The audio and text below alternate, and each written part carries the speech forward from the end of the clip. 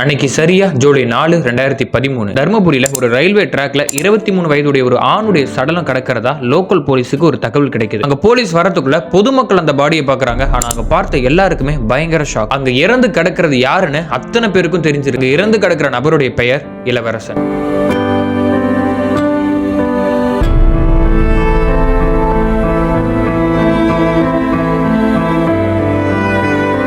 நம்ம சேனலுக்கு புதுசாக வந்தவங்க மறக்காம சப்ஸ்கிரைப் பண்ணிக்கோங்க. இது போல பல விஷயங்களை பத்தி இளவரசன் திவ்யா வழக்க கண்டிப்பா யாராலுமே மறக்க முடியாது. 100-200 வருஷத்துக்கு முன்னாடி நடந்த விஷயம் இது இல்ல. வெறும் 10 வருஷத்துக்கு முன்னாடி இந்த ஜாதி வெறியால் நடந்த கொடுமை தான் இது. தர்மபுரி டிஸ்ட்ரிக்ட்ல இருக்க நாயக்கன் கோட்டா என்ற பிளேஸ்ல நந்தன் காலனியில வசிச்சுட்டு வரவர் தான் இளவரசன். அதே தர்மபுரி டிஸ்ட்ரிக்ட்ல செல்லான் கோட்டா என்ற பிளேஸ்ல வாழ்ந்துட்டு வரவங்க தான் திவ்யா. ரெண்டு பேருமே வெவ்வேறு சமூகத்தை சேர்ந்தவர்களா இருந்தாலும் காலேஜ் போகிறதுக்கு ஒரே பஸ்ல தான் போயிருக்காங்க. அப்பதான் இளவரசன் திவ்யாவுக்கு அறிமுகமாகிறாரு. இருவருமே ஆரம்பத்தில் நல்ல நண்பர்களா இருக்காங்க. போக போக இருவருமே காதலர்களா மாறுறாங்க. ஒரு கட்டத்தில் இவர்களுடைய காதல் திவ்யாவோட அப்பாவான நாகராஜுக்கு தெரிய வருது. தைரியத்தை வர வச்சுட்டு ஆமா நான் இளவரசனை தான் லவ் பண்றேன்றதையும் சொல்லியிருக்காங்க. அதனால திவ்யாவோட ஃபேமிலியில பயங்கர எதிர்ப்பு தெரிவிச்சிருக்காங்க. கட்டத்தில் நம்ம வீட்டை விட்டு வெளியே வந்து வேற எங்கேயாவது போய் வாழ்ந்துக்கலாம் முடிவு பண்ண இவங்க இருவரும் சேலம் டிஸ்ட்ரிக்ட்ல இருக்க அவங்க ஃப்ரெண்டோட வீட்டுக்கு போறாங்க. எடுத்து 2 பேர் வீட்லயுமே அவங்கள தேட ஆரம்பிக்கிறாங்க. ஆனா அவங்க 2 பேரும் அக்டோபர் 12 அன்னைக்கு மேரேஜ் பண்ணிட்டு போலீஸ் ஸ்டேஷன்ல போய் ஒரு கம்ப்ளைண்ட் ஃபைல் பண்றாங்க.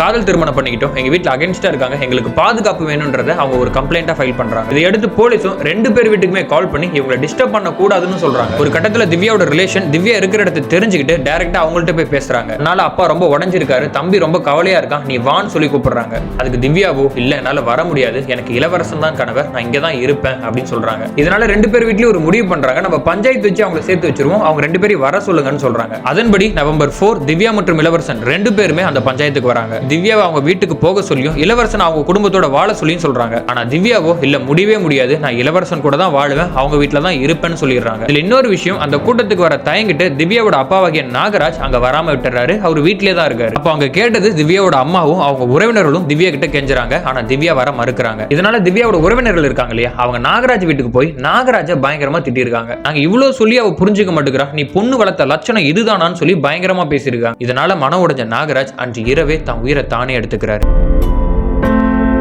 இந்த செய்தி அந்த ஊருக்குள்ள காட்டு தீயா பரவவே அவர் பாடி நடு ரோட்ல போட்டு போராட்டம் பண்ண ஆரம்பிக்கிறாங்க. என்னன்னு போராட்டம் பண்ண ஆரம்பிக்கிறாங்கன்னா, இளவரசன் சாதியில இருக்கிற ஆண்கள் எல்லாருமே எங்க ஜாதி பெண்களை நாடக காதல் செய்து ஏமாற்றுறாங்க அப்படின்னு சொல்றாங்க. போராட்டம் கலவரமா மாறவே தாழ்த்தப்பட்ட சமூகத்தில் வாழ்ற கிட்டத்தட்ட 250 குடிசைகளை மற்ற சாதியர்கள் சேர்ந்து அதை கொளுத்திருக்காங்க. இந்த விஷயம் தமிழ்நாடு முழுக்க பரவவே இது கொஞ்சம் கொஞ்சமா அரசியலா மாற ஆரம்பிக்குது. அதாவது பாமகல இருக்கிறவங்க இந்த நாடக காதலை ஒழிக்கணும்னு, விசிகால இருக்கிறவங்க கலப்பு திருமணத்தை ஆதரிக்கணும்னு பேச ஆரம்பிக்கிறாங்க. குறிப்பா சொல்ல போனா விசிகா இளவரசனும் திவ்யாவும் சேர்ந்து வாழணும்னு சொல்லுது. ஆனா பாமகவோ திவ்யா தான் அம்மா கூட தான் சேர்ந்து வாழணும்னு சொல்லுது. 2013 மார்ச் மாசத்துல திவ்யாவோட அம்மா ஒரு கேஸ் கொடுக்குறாங்க. அதுல தான் பொண்ணை மிரட்டி இளவரசன்ற நபர் கடத்தி வச்சிருக்கிறதா புகார் கொடுக்குறாங்க. இந்த கம்ப்ளைண்ட் கோர்ட்டுக்கும் வருது. கோர்ட்ல இதை பத்தி திவ்யா கிட்ட கேட்கும்போது என்னை யாரும் கடத்தல, நான் விருப்பப்பட்டு தான் இளவரசன் கூட வாழ்றேன்னு சொல்லிடுறாங்க. இருந்தாலும் திவ்யாவுக்கு தன்னாலதான் அப்பா இறந்துட்டாருன்னு, தன்னாலதான் தான் குடும்பம் இப்படி இருக்குன்றதும் ஒரு குற்ற உணர்ச்சியா தான் இருந்திருக்கு. இதை அடுத்து தான் திவ்யாவோட அம்மா திவ்யா வாழ்ற வீட்டுக்கு போயிட்டு நீ எங்க இருந்தாலும் நல்லா இருமான்னு சொல்லி சில ஸ்வீட்ஸ் கொடுத்துட்டு வந்திருக்காங்க. சில நாட்களுக்கு பிறகு திவ்யாவோட சித்தி தேன்மொழிக்கு உடம்பு சரியில்லை, நீ வாமான்னு சொல்லி போன்ல திவ்யாவுக்கு சொல்றாங்க. இதை அடுத்து திவ்யா முதல்ல மறுத்தாலும் தான் அம்மா தான் நம்ம ஏத்துக்கிட்டாங்கல்ல, நம்ம போலாம்னு சொல்லிட்டு ஹாஸ்பிட்டலுக்கு கிளம்பி போறாங்க. போனதுல இருந்து திவ்யாவோட போன் சுவிட்ச் ஆஃப்ல இருக்கு. இளவரசன் தான் குடும்பத்தோட அவங்கள பார்க்க போகும்போதும் அவங்கள பார்க்க அனுமதிக்காம துரத்தி விட்டுருக்காங்க. இதனால இளவரசன் கோர்ட்ல ஒரு கேஸை ஃபைல் பண்றாரு, தன்னுடைய மனைவியை கடத்தி வச்சிருக்காங்கன்னு சொல்லி. 2013 ஜூலை 3 இந்த கேஸ் கோர்ட்டுக்கு வருது. திவ்யா தான் அம்மாவோட வந்திருக்காங்க. இது வரைக்கும் தான் கணவர் தான் தனக்கு வேணும், தான் கணவரோட தான் நான் வாழுன்னு சொல்லிட்டு இருந்தவங்க இங்க இருந்து அவங்க ட்ராக்கே மாத்த ஆரம்பிச்சாங்க. யார் கூட இருக்க போறீங்கன்னு கேட்ட கேள்விக்கு நான் என்ன முடிவு எடுக்க போறேன்னு பயங்கரமா அழுது நான் என் அம்மாவோட இருக்கிறேன்னு சொல்லிடுறாங்க. இது கொஞ்சம் கூட எதிர்பார்க்காத இளவரசன் பயங்கர ஷாக் ஆயிடுறாரு. இதை அடுத்துதான் அதே 2013 ஜூலை 4 நான் இன்ட்ரோல சொன்னேன் இல்லையா, அந்த விஷயம் நடக்குது.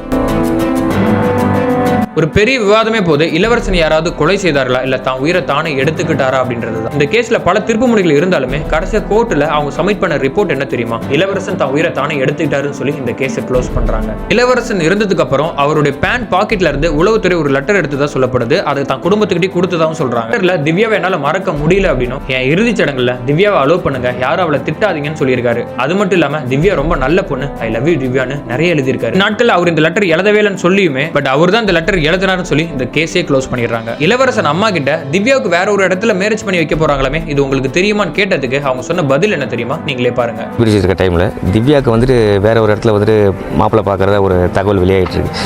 இதை பத்தி என்ன நினைக்கிறேன்? கடினு போய் மகராஜை பழகிட்டுங்க, என் பையன்கிட்ட அந்த மாதிரி ஆள்தோம் என் பையன் வாழ வச்ச மாதிரி இன்னும் 4 கூட வாழட்டும். எங்களுக்கு அதை பற்றி எந்த கவலையும் இல்லை. என் பிள்ளையே மண்ணோட போயிடுச்சு. அவள் யாரை கட்டின்னு போய் வாழ்ந்தா நம்மளுக்கு என்ன? கட்டிக்கு போகிறவா அன்னைக்கு கட்டியிருந்தாலும் என் பிள்ளை நினைப்பான், அன்றைக்கி சம்பளக்காரன் நினைப்பான், என் வீடும் வாசலும் நல்லா நினைக்கும், நானும் நல்லா நினைப்பேன். என் பையனுக்கு கூலி செஞ்சு தான் நான் படிக்க வச்சேன். அதனால என் பிள்ளை போயிடுச்சு, அவன் நல்லா கிட்டும், அவ்வளோதான். இன்னொருத்தனை கட்டிக்கு போகிறா, அவள் வாழ போகிறான்ற ஒரு எங்களுக்கெல்லாம் அவன் மேலே கோவம் கிடையாது. ஆனால் அவள் சூழ்நிலை மாறிட்டா.